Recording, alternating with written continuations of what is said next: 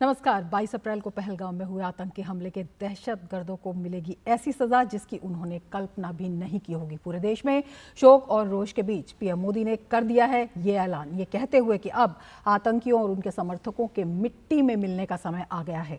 इससे पहले भी बुधवार को सीसीएस की बैठक में लिए गए 5 बड़े फैसले, जिससे पूरी तरह से टूट जाएगी आतंकियों के आकाओं की कमर। सीमा पार प्रायोजित आतंकियों और उनके रहनुमाओं की अब खैर नहीं। आतंकी चाहे जहां भी हों, उन्हें उनकी दरिंदगी की सजा जरूर मिलेगी। भारत अपने निर्दोष नागरिकों के खून के एक एक कतरे का हिसाब चुकता करेगा। सरकार के आतंक के खिलाफ चौतरफा चक्रव्यूह पर ही हम आज करेंगे चर्चा। मैं हूं रमा त्यागी, मेरे साथ जुड़ेंगे खास मेहमान भी।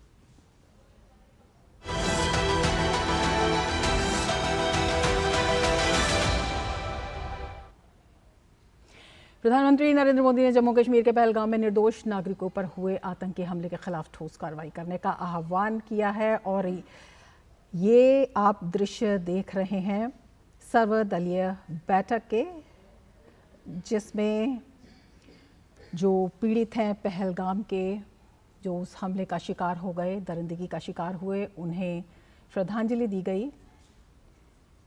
और ये सर्वदलीय बैठक जारी है देश का निर्णय करने के लिए।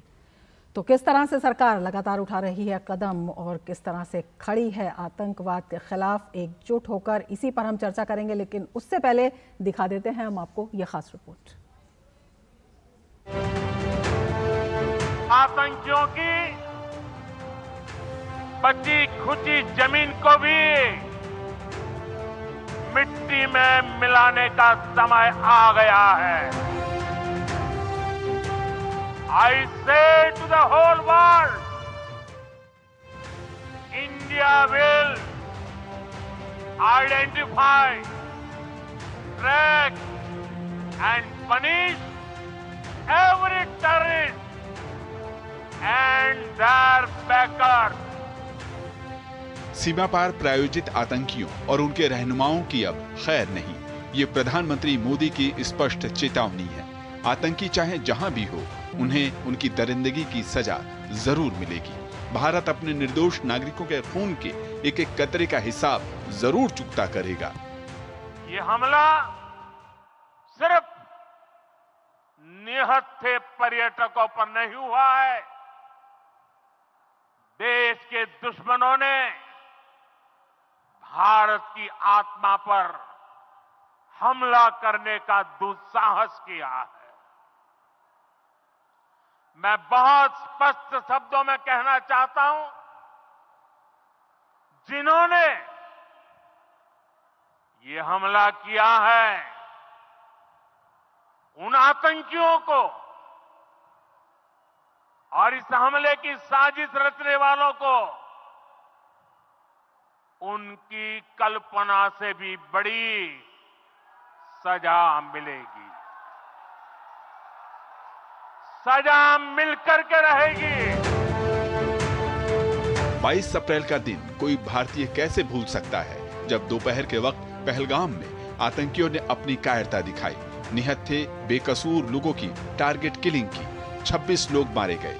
ये सब कश्मीर घूमने गए थे। कोई अपने बच्चे के साथ था, कोई पिता के साथ, तो कोई अपने जीवन साथी के साथ।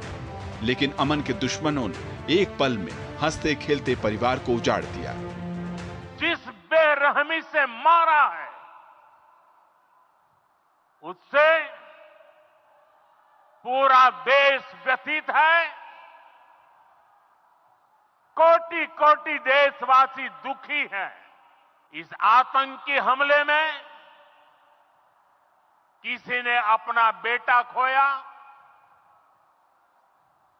किसी ने अपना भाई खोया, किसी ने अपना जीवन साथी खोया है। आज उन सभी की मृत्यु पर करगिल से कन्याकुमारी तक हमारा दुख एक जैसा है। देश का हर एक व्यक्ति दुखी है। पूरे देश में लोगों का गुस्सा साफ नजर आ रहा है। वे हर हाल में आतंकियों को नेस्तो नाबूद करने के लिए उमड़ रहे हैं। बिहार, मधुबनी, झंझारपुर से प्रधानमंत्रियों ने देशवासियों के साथ साथ दुनिया को भी दो टूक शब्दों में बता दिया कि भारत इंसानियत के दुश्मनों को उनके अंजाम तक पहुंचाकर ही दम लेगा। We will pursue them to the ends of the earth. India's spirit will never be broken by terrorism.